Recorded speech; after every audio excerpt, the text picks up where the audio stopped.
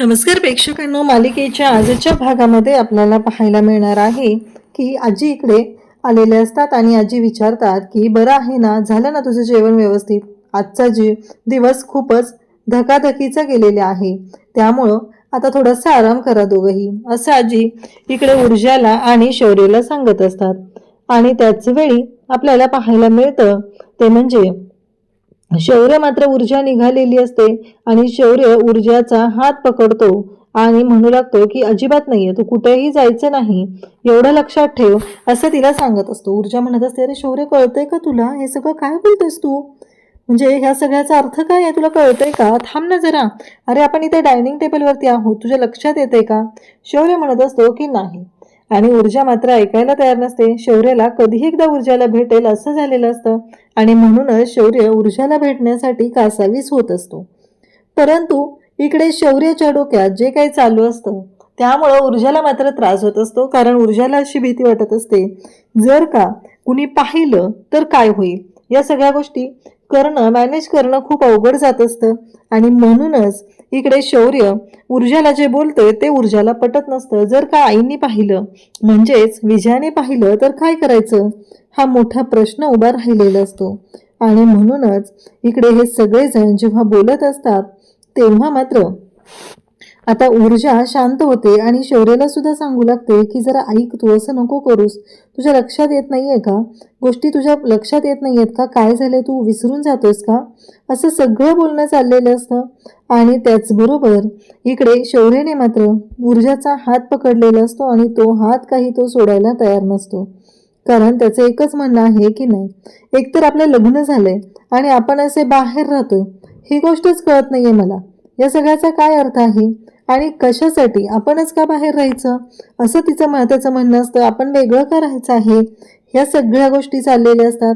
आणि तेव्हा मात्र इकडे हे सगळं जेव्हा घडत आहे तेव्हा मात्र शौर्य ऊर्जाला म्हणतो की नाही, काहीही झालं तरीही मी ऐकणार नाही, मला माझ्या म्हणण्याप्रमाणे सगळ्या गोष्टी हव्या आहेत आणि मी अजिबात ऐकणार नाही, तू इथेच थांबायचं आहे, मला तुझ्याशी बोलायचं आहे. ऊर्जा म्हणत असते, शौर्य, अरे तुझी तिकडे रूम आहे, तू आदित्य दादांच्या रूममध्ये राहतो, मी इकडे राहते आणि या सगळ्या गोष्टी तुला माहिती आहे ना, मी दिव्याच्या रूममध्ये आहे, या सगळ्या गोष्टी कशा होतील सांग बरं. एक साधी सोपी गोष्ट आहे, तुझ्या लक्षात का येत नाहीये, तू विसरलाय का ह्या सगळ्या गोष्टी, आणि असं काय बोलतेस तू, हे सगळं बोलत असते. आणि तेव्हा मात्र शौर्य ऐकायलाच तयार नाहीये. शौर्याचं एकच चालू आहे की नाही, काहीही झालं तरीही मी ऐकणार नाही आणि त्याचबरोबर या सगळ्या गोष्टी ज्या आहेत त्या मला चालणारच नाहीत, मला तुझ्याशी बोलायचं आहे आणि तुला माहिती आहे ना. तेव्हा शौर्याला ऊर्जा सांगत असते की अरे शौर्य, ही एक रीत आहे आणि ती रीत आपल्याला पाळावी लागणार आहे. जरी रीत असली तरीही मला ती पाळायची नाही, अशी कशी रीत असेल, आपलं तर लग्न झालंय ना आणि आपण एकमेकांशी बोलायचं पण नाहीये, एकमेकांसोबत राहायचंही नाहीये, ह्या गोष्टीला काय अर्थ आहे, ही रीत मला मान्यच नाही, असं शौर्याचा हट्ट असतो. तेव्हा मात्र इकडे ऊर्जा काही ऐकत नाहीये आणि मग तेवढ्यातच विजय आवाज देते आणि मग ऊर्जा तिथून निघून जाते. इकडे ऊर्जा रूममध्ये आलेली असते. रूममध्ये आल्यानंतर ऊर्जा बऱ्याच गोष्टी विचार करत आहे, पण दिव्याने मात्र ऊर्जाची सुटकेस काढलेली आहे आणि त्या सुटकेसमधून आता सगळ्या साड्या ते सगळं पाहत असते. अगं हे सगळं काय आहे, एवढ्या साड्या, खरंच त्या लोकांनी तुला जे गिफ्ट दिले ना त्यांची तर ना लायकीच नाहीये, म्हणूनच त्यांनी या गोष्टी दिलेत ना. तेव्हा मात्र इकडे ऊर्जाला राग येतो.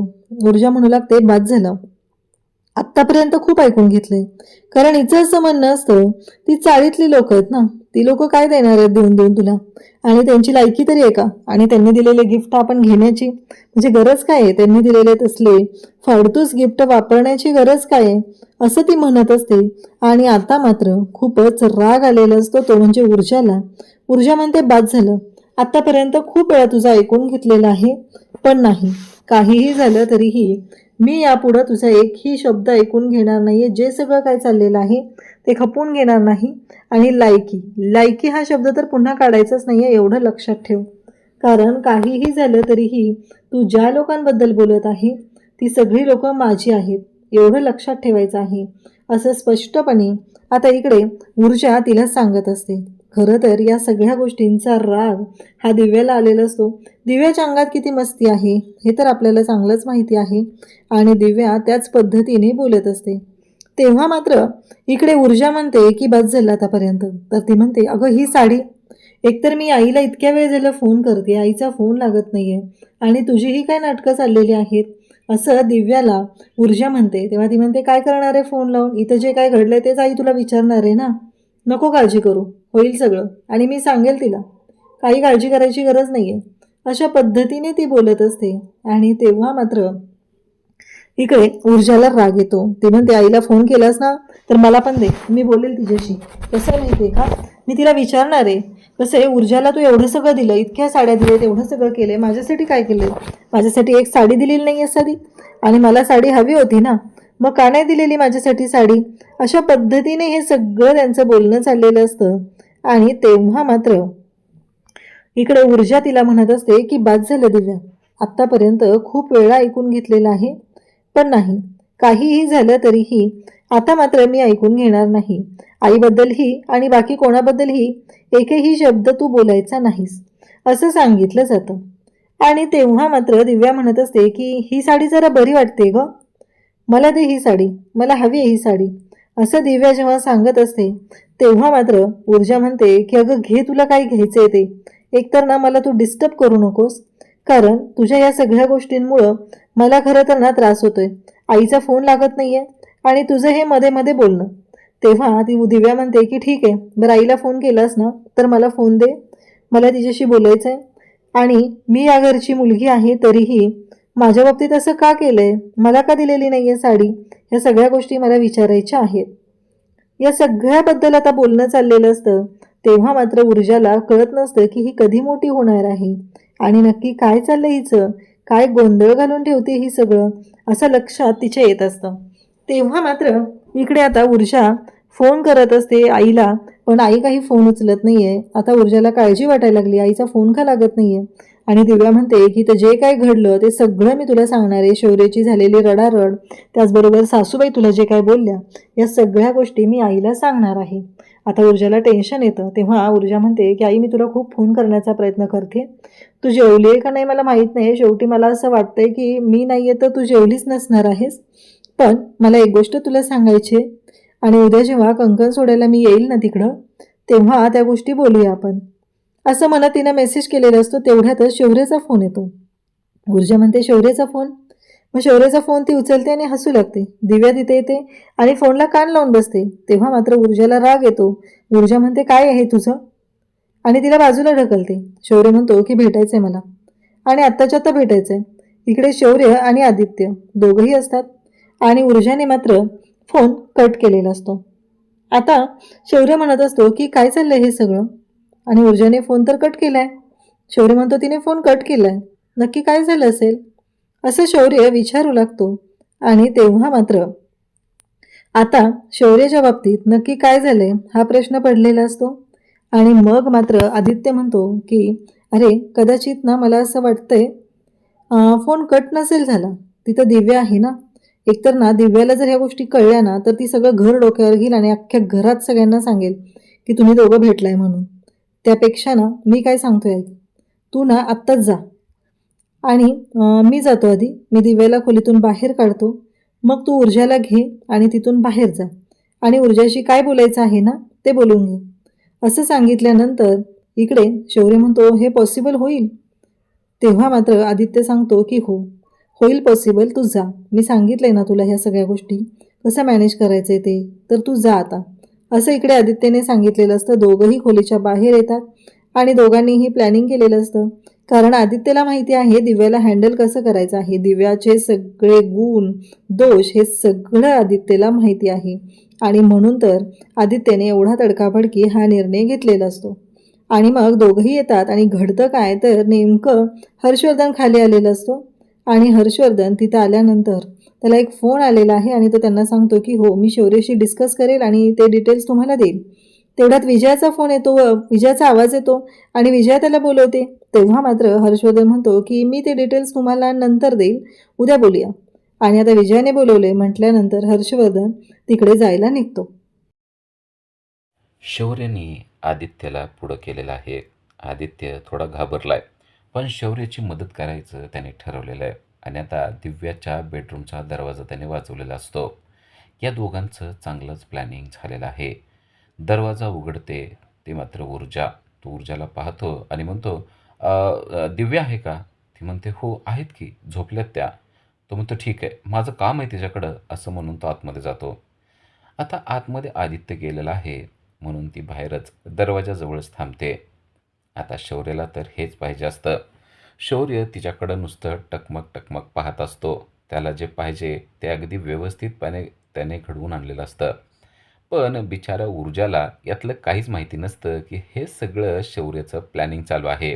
कारण त्याला काही जरी केलं तरी ऊर्जाला भेटायचं आहे. बिचारी ऊर्जा दारातच थांबलेली असते आणि आदित्य कधी बाहेर येईल याची ती वाट बघत असते. आदित्य आतमध्ये जातो आणि दिव्याला उठवतो. दिव्या गाढ झोपलेली असते. तिला अजिबात उठायची इच्छा नसते. तिला हलवून हलवून त्याने उठवलेलं असतं. ती म्हणते, "काय झालंय? झोपू दे बरं मला. खूप त्रास व्हायला लागलाय. एक तर मला झोपायचंय." तो म्हणतो, "अगं उठ ना लवकर. अगं मला ना दूध आलंय, ॲसिडिटी पाहिजे." ती म्हणते, "काय? काय झालंय आणि काय पाहिजे?" त्याला कळतं की आपण काहीतरी उलट-सुलट बोललो आहे. तो म्हणतो, "म्हणजे अगं मला ॲसिडिटी झाली आहे, दूध पाहिजे." ती म्हणते, "मग जा पी ना, मी द्यायची काय गरज आहे?" तो म्हणतो, "नाही, नाही, तू दे मला, मला नाही घेता येत." ती म्हणते, "अरे आदित्य असं का करतोयस तू? अरे फ्रीजमधलं दूध पे थोडंसं जाऊन, संपलं ना, मला का उठवायला लागलं एवढ्यासाठी?" तो म्हणतो, "नाही, नाही, मला फक्त तुझ्या हातूनच ते पाहिजे." आता दिव्याला कळत नाही हा असा का वागतोय. पण आता याच्यासाठी दूध देणं गरजेचं आहे, असं तो म्हणतोय म्हणल्यानंतर ती म्हणते, "बरं ठीक आहे, देते." आणि मग तो तिला किचनमध्ये घेऊन जातो. तिची अजिबात इच्छा नसते किचनकडे जाण्याची, पण अक्षरशः दिव्याला ढकलत-ढकलत त्याने किचनकडे घेऊन गेलेला आहे. हे सगळं ऊर्जा पाहत असते. तिला कळतं की आदित्यला ॲसिडिटी झालेली आहे, म्हणून दिव्याला तो घेऊन जात आहे आणि त्याला दूध प्यायचं आहे हे देखील त्याच्या लक्षात आलेलं असतं. पण जसा आदित्य आणि दिव्या बाहेर पडतात, तसा शौर्य एका मिनिटात ऊर्जावर झडप मारतो. नुसती झडपच मारत नाही, तर तिचा हात धरतो आणि पळतच तिला घरातल्या एका कोपऱ्यामध्ये घेऊन जातो आणि म्हणतो, "मग कसं वाटतंय आता?" ती म्हणते, "अरे काय करतोयस तू? तुला कळतंय का? कोणतरी येईल." तो म्हणतो, "आता कोण येणार आहे? सगळे झोपलेले आहेत." ती म्हणते, "अरे दिव्या येईल." तो म्हणतो, "ते गेलेत ना तिकडं, तोपर्यंत तर बोलू शकतो ना आपण माघारी येईपर्यंत." ती म्हणते, "आता काय बोलायचं आहे तुला?" तो म्हणतो, "खरं तर मला काहीच बोलायचं नाही. मला ना फक्त एकटक तुझ्याकडं पाहत राहायचं आहे." तेव्हा ऊर्जाला कळतं की हा भलताच रोमॅन्टिक झालेला आहे. खरं तर तिला पण या सगळ्या गोष्टी आवडत असतात, हव्याशा वाटत असतात. पण ही गोष्ट जर का विजयाला कळली, तर मात्र काही खरं नाही आहे, असं देखील तिच्या मनामध्ये येत असतं. शौर्य भलताच रोमॅन्टिक झालेला असतो. तिच्या केसातून हात फिरवत तो म्हणतो, "मला ना असं वाटतंय तुझ्या जवळ, जवळ नाही तुझ्या खूप जवळ आलं पाहिजे." ऊर्जा म्हणते, "हो, बरोबर आहे. पण आपल्याला काही नियम घातलेले आहेत, आपल्या काही रीती परंपरा आहेत, त्या तर आपण पाळल्या पाहिजेत ना." तो म्हणतो, "शे बाबा, तू ना अजिबात रोमॅन्टिक नाही आहेस. आता रीती परंपरा कशाला पाळायच्यात? आता तू आणि मी आहे ना, तर इथं फक्त तू आणि मीच."